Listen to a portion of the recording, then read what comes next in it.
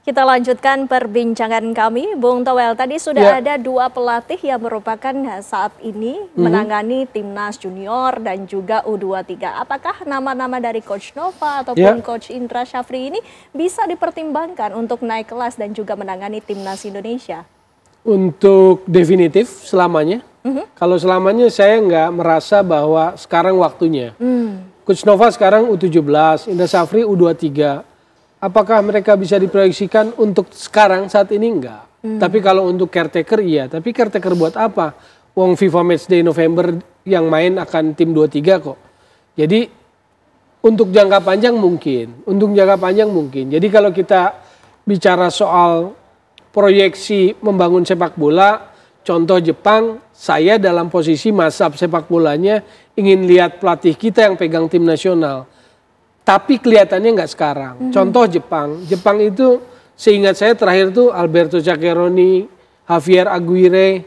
2018 sampai sekarang nih udah mereka yang pegang. Jadi mereka itu udah sangat percaya diri bahwa mereka punya kualitas yang sama juga gitu loh. Nah, tapi untuk capai level itu memang butuh transformasi.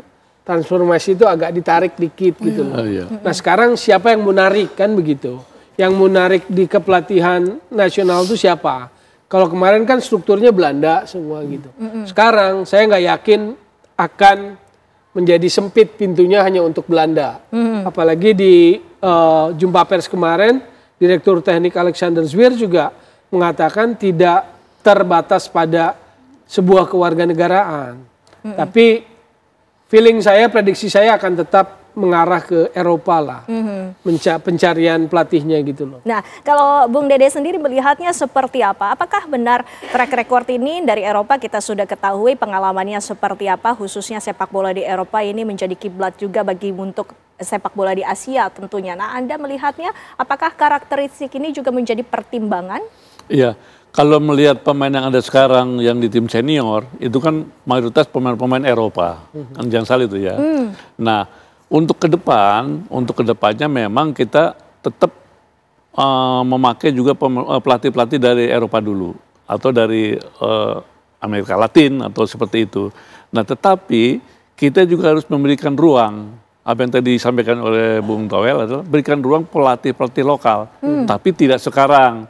Mungkin beberapa tahun kemudian kita coba, di situ kan pelatih-pelatih lokal pun sudah punya lisensi yang APRO. Seperti Fahri Husaini, Rahmat Darmawan, kan lantas Indra Syafri juga, dan Nova pun sudah lisensinya APRO. Nah, kita juga kalau semua pelatihnya ke depan itu pelatih asing, saya mohon jangan seperti yang sekarang ini. Pelatih dari Belanda semua, asistennya dari Belanda semua.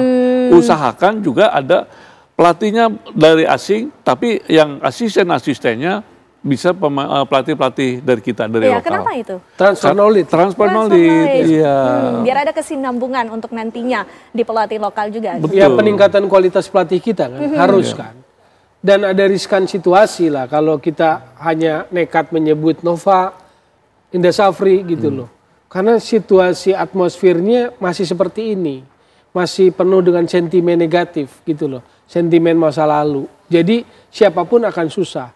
Bahkan waktu Luis Mia diganti, itu sentimennya nggak ada negatif seperti ini. Waktu itu kan Bima Sakti yang pegang AFF kalau nggak salah. Terus gagal. Kan itu punya dampak juga buat Bima Sakti gitu loh. Nah, kita nggak pengen ngejerumuskan pelatih dalam situasi yang nggak nyaman atau nggak bagus gitu loh. Makanya tadi kan mau ini dulu apa istilahnya, suasananya, atmosfernya dirapiin dulu lah gitu. Apalagi baik itu mau buat pelatih lokal maupun pelatih dari luar gitu. Kan kita harus ngomongnya juga harus bagus ke calon-calon pelatih entah itu di luar. Nah, buat pelatih dalam sendiri ke depannya saya berpikiran seperti itu.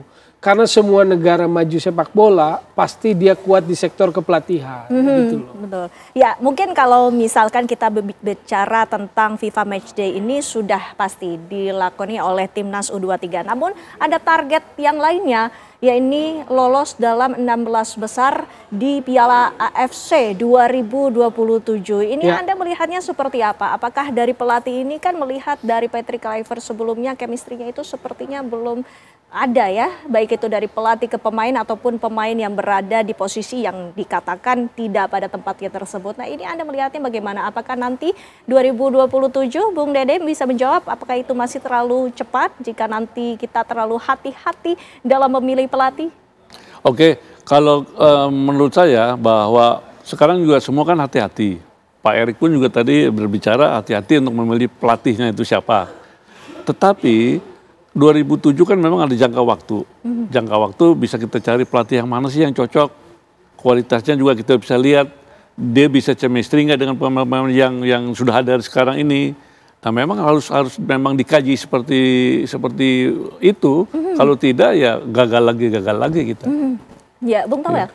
Ya, kalau ukurannya Piala Asia yang akan terjadi Januari 2027, berarti kan kurang lebih ada waktu setahun. Ya. Kalau chemistry itu pengenalan, membangun tim itu dalam kurun setahun, menurut saya oke untuk tim nasional senior. Ya. Tapi kalau chemistry itu misalnya FIFA Matchday kumpulnya 3-4 hari, memang begitu sepak bola modern sekarang nggak bisa seperti di zamannya Kang Dede ini, yang TC bisa setahun penuh gitu loh, atau 3 bulan, 4 bulan.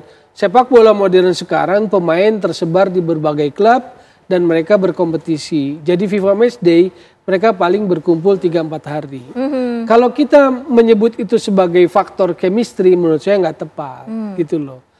Jadi cuma 3 hari, 4 hari, enggak. Memang tuntutan sepak bola modern seperti itu. Makanya saya nggak mau menyebut itu faktor. Tapi kalau katakanlah entah Desember, entah Januari, maka berarti punya ruang waktu 1 tahun memasuki Piala Asia 2027. Jadi oke-oke aja gitu loh.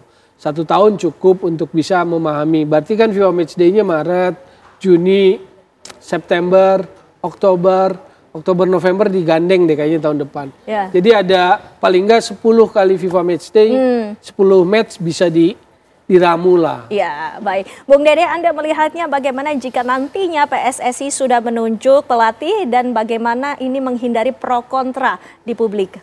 Ya paling tidak begini. Publik itu kan kepinginnya sepak bola Indonesia maju. Nah, pelatihnya pun betul-betul harus, tadi saya katakan dari awal bahwa harus berkualitas.